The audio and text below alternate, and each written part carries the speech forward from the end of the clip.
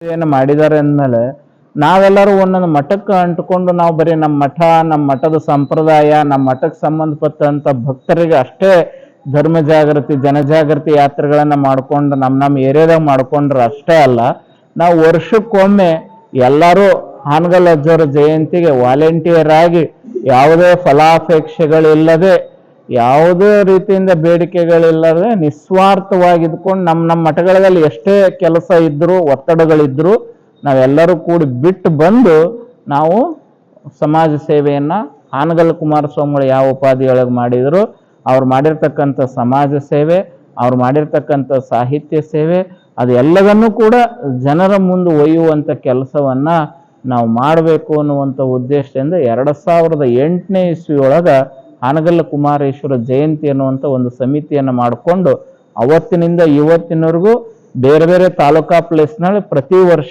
September ತಿಂಗಳಲ್ಲಿ ನಾವು ಮಾಡ್ಕೋತ ಬಂದಿದ್ದೇವೆ. ಈ ಸಲ ಜಗದ್ಗುರು ಮುಂಡರಗಿ ಮಹಾಸನ್ನಿಧಿಯವರ ಒಂದು ಅಪೇಕ್ಷೆ ಮೇರೆಗೆ ಮುಂಡರಗಿ ಒಳಗೆ ನಾಳೆ ಸೆಪ್ಟೆಂಬರ್ 14ರಿಂದ 24ನೇ ತಾರೀಕಿನವರೆಗೆ ಮುಂಡರಗಿ ಒಳಗೆ ಈ ಕಾರ್ಯಕ್ರಮವನ್ನು ಹಮ್ಮಿಕೊಂಡಿದ್ದೇವೆ.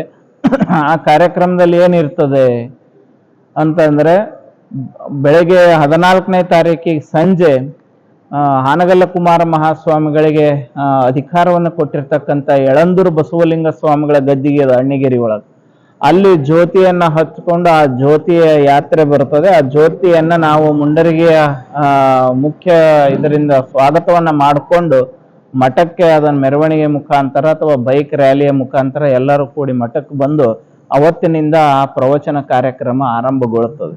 ಪ್ರತಿದಿನ ಬೆಳಗ್ಗೆ 15ನೇ ತಾರೀಕಿನಿಂದ 24ನೇ ತಾರೀಕಿನವರೆಗೆ ಪ್ರತಿದಿನ ಬೆಳಗ್ಗೆ ವಾರ್ಡ್ಗಳ ಪಾದಯಾತ್ರೆಯನ್ನ ಮಾಡ್ತೇವೆ. ಸುಮಾರು ನಾವೊಂದು 70-80 ಜನ ಸ್ವಾಮಿಗಳಿರ್ತೇವೆ. ಕೊನೆಯ ಹಂತದಲ್ಲಿ ಒಂದು 100-120 ಜನ ನಾವು ಸ್ವಾಮಿಗಳಿರ್ತೇವೆ. 20ನೇ ತಾರೀಕಿನ ಕೊನೆಯ ಸಮಾರೋಪ ಸಮಾರಂಭಕ್ಕೆ ನಮ್ಮ ನಾಡಿನ ಎಲ್ಲ ಮಠಾಧೀಶರು, ದೊಡ್ಡ ದೊಡ್ಡ ಜಗದ್ಗುರುಗಳವರು, ಅದರ ಜೊತೆಗೆ ನಮ್ಮ ರಾಜಕೀಯ ಗಣ್ಯಮಾನ್ಯ ವ್ಯಕ್ತಿಗಳು, ಸಾಹಿತಿಗಳು ಎಲ್ಲರೂ ಕೂಡ ಈ ಕಾರ್ಯಕ್ರಮದಲ್ಲಿ ಪಾಲ್ಗೊಳ್ಳುವಂಥದ್ದಾಗ್ತದೆ. ಈ ವಾರ್ಡ್ ಪಾದಯಾತ್ರೆಯಲ್ಲಿ ಹೋದಂಥ ಸಂದರ್ಭದಲ್ಲಿ ರುದ್ರಾಕ್ಷಿ ಧಾರಣೆಯನ್ನ ಮಾಡ್ತೇವೆ. ಉಚಿತವಾಗಿ ರುದ್ರಾಕ್ಷಿ ಧಾರಣೆಯನ್ನ ಮಾಡ್ತಕ್ಕಂಥದ್ದು. ಅದರ ಜೊತೆಗೆ ದುಶ್ಚಟಗಳ ಭಿಕ್ಷೆ ಸದ್ಗುಣಗಳ ದೀಕ್ಷೆ ಎನ್ನುವಂತ ಒಂದು ಶೀರ್ಷಿಕೆ ಅಡಿ ಎಷ್ಟೋ ಜನ ದುರ್ವ್ಯಸನಕ್ಕೆ ದಾಸರಾಗಿರ್ತಾರೆ. ಸಿಗರೇಟು, ಬೀಡಿ, ಡ್ರಿಂಕ್ಸ್ ಏನೋ ಮಾಡ್ತಾರೆ. ಅವರು ನಾವು ಯಾವುದೇ ಒಂದು ಜೋಳಿಗೆಯನ್ನು ಹಿಡ್ಕೊಂಡು ಹೋಗ್ತಾ ಇರುವಂತ ಉದ್ದೇಶ ನಾವು ಹಣ ಸಂಪಾದನೆ ಮಾಡ್ಲಿಕ್ಕೋಸ್ಕರನೋ ಅಥವಾ ಭಕ್ತರಿಂದ ದೇಣಿಗೆ ಕೇಳಕ್ ನಾವು ಹೋಗ್ತಾ ಇಲ್ಲ. ಹಳ್ಳಿಗಳಲ್ಲಿ ವಾರ್ಡ್ಗಳಿಗೆ ಅಲ್ಲಿ ಹೋಗ್ತಕ್ಕಂಥ ನಮ್ಮ ಉದ್ದೇಶ ಇಷ್ಟೇ, ಜನರು ಸುಸಂಸ್ಕೃತವಂತರಾಗಬೇಕು, ಜನರು ದುಶ್ಚಟಗಳಿಂದ ಮುಕ್ತರಾಗಬೇಕು, ಎಲ್ಲರೂ ಕೂಡ ರುದ್ರಾಕ್ಷಿ ವಿಭೂತಿ ಧಾರಣೆಯನ್ನ ಮಾಡ್ಕೋಬೇಕು ಅನ್ನುವಂಥ ಒಂದು ಉದ್ದೇಶದಿಂದ ನಾವು ವಾರ್ಡ್ಗಳ ಪಾದಯಾತ್ರೆಗೆ ಹೋಗ್ತೇವೆ.